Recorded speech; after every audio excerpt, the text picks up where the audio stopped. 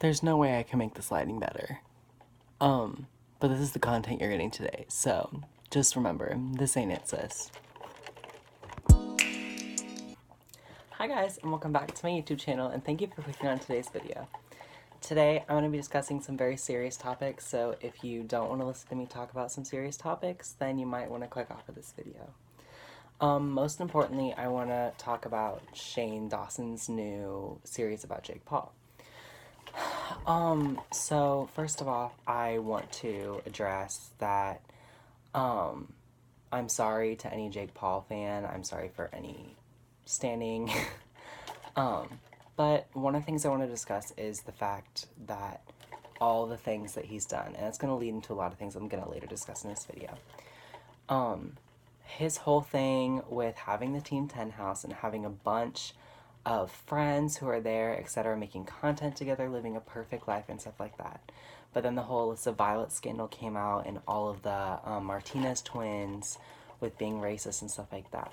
Stuff like that is not okay on YouTube, and I just don't appreciate that there are 17 million people who still follow him and support that, because in this world, people will support people bullying other people. It's obvious that he's being mean, he's being racist, he's hitting them, he's pranking them specifically every day in a lot of his older videos, and I just don't appreciate that. But that leads me into my next topic. So first off, I want to say, hi, my name is Alex Thornhill. I live in Missouri, and I am originally from Owasso, Oklahoma. And in Owasso, Oklahoma, I had a lot of friends. One of them I still talk to today. His name's Donovan. I still talk to my friend Hannah, and I still talk to all of my friends from Oklahoma, and it was one of the best places I've ever been. But when I was 13, my dad decided to break the news to me that I was moving here to Missouri. Originally, I was excited. Like, in Oklahoma, I thought everything was bad. I thought, like, teachers weren't okay. Like, students would bully me and stuff like that. And I wouldn't, like, be mad. I was mad. I was so excited to go to a new place. It was an adventure, and I was going to be so close to my family. And that was the one thing that I appreciated the most. But in 2014, I started 8th grade here in St. Peter's, and everything went downhill from there. I feel like the only highlight of my 8th grade year was going to see Taylor Swift in 1989. My brother got me tickets on my birthday. It was amazing. Like, I cried so much because he did that for me. He gave up his spot to go to a Taylor Swift concert for me, which is the biggest expression of love that I've had in a long time. But also in 2014, people began starting rumors about me, about my sexuality, about things that I'd done. Just all this stuff came out in 8th grade. When I hardly talked to anyone, I wasn't social, I was so scared of letting everyone down, and stuff like that just made my life go so much more downhill from there. And then in 2016, I started high school. I was a freshman, but freshman year, I was so sad. I was so antisocial. A lot of people would talk crap about me, and people just wouldn't want to be anywhere near me, and so I had almost no friends my freshman year. But then sophomore year rolled around, and I had a lot more friends for some reason.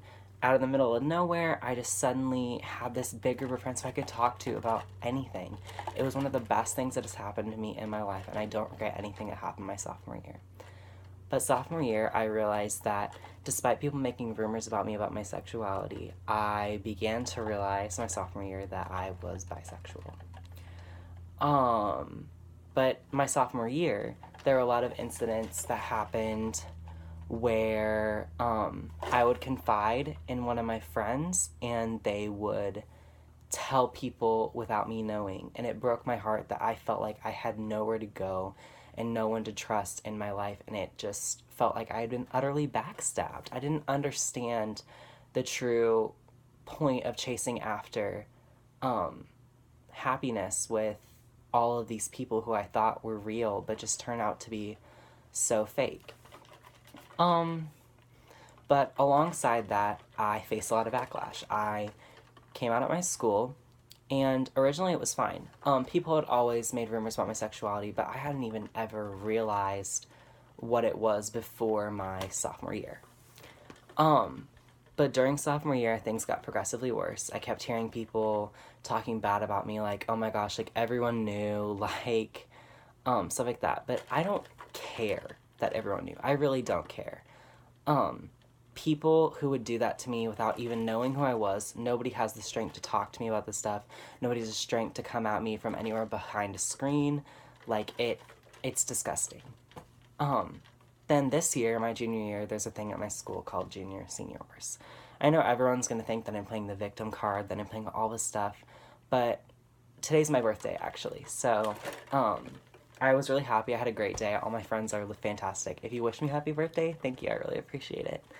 Um, but this weekend, I woke up to something red duct taped in my driveway. I walked outside, and upon realizing that the word spelled fag, I was devastated.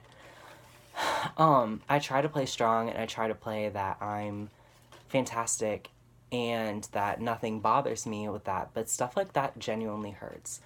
I've literally been labeled as gay my entire life. In Oklahoma, when I moved here, I've always been labeled as gay. I've always been labeled as everything besides myself. I'm put into a bubble, and I'm put into a lot of spaces that I can't climb out of. And it genuinely destroys my self-confidence, my feelings about myself, and the way that I'm able to express myself to the entire world. Because I'm not sure how people are going to perceive me. People labeled me as a fag, and it broke my heart. Realizing that kids can be so mean these days is just undeniably the worst thing about the 21st century. People can easily hide behind a screen and hide behind all of their strong, powerful, popular friends in order to get at people who, like me, can't really defend themselves. And that's going to lead me to my next point. Homecoming season is coming up soon, and a lot of us are really excited. It's Spirit Week right now, and I've never felt more happy about it. I love dancing. It's one of my favorite things to do. I'm in musicals, I'm in stuff at school, and it's just one of the best feelings in my life to be able to dance with my girls and go out there and just kill it on the dance floor. But recently we received a school shooter threat, but I'm here to talk about stuff like that.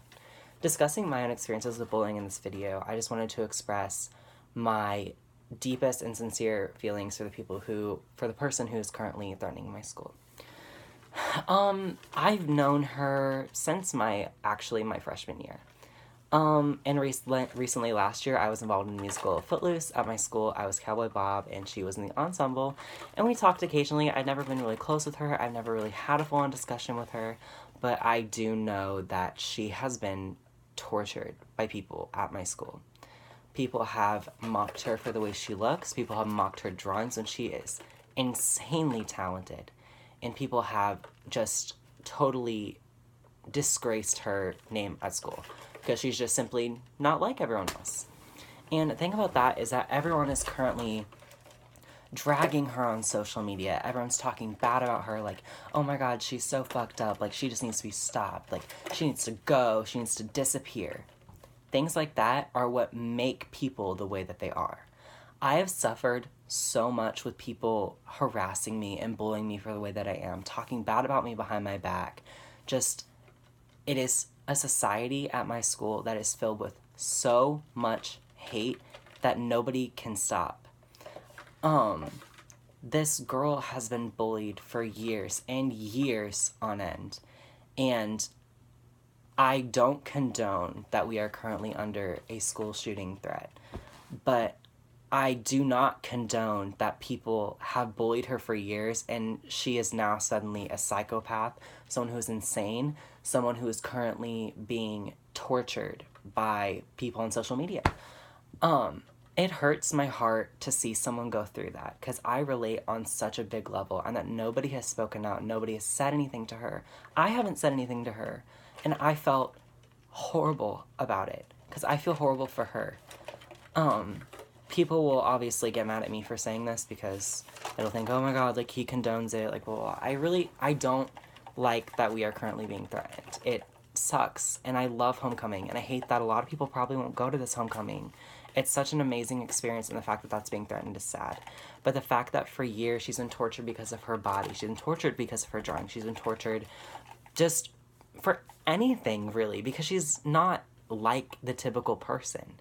That just, it breaks my heart. The fact that today in the society, people just torture others for being different, when in realization, everyone has their own unique personality, and everyone needs to be able to have that space to express it to the world. I love singing. I love playing oboe. YouTube is my way to express who I truly am and express my true feelings, which is why I'm making this video today. I'm just coming from a really hurt place by seeing people do this and continue to do it, because it just makes the situation worse. Imagine how she feels. A lot of people who are making stuff up about her and saying bad stuff about her are the people who really haven't had that experience.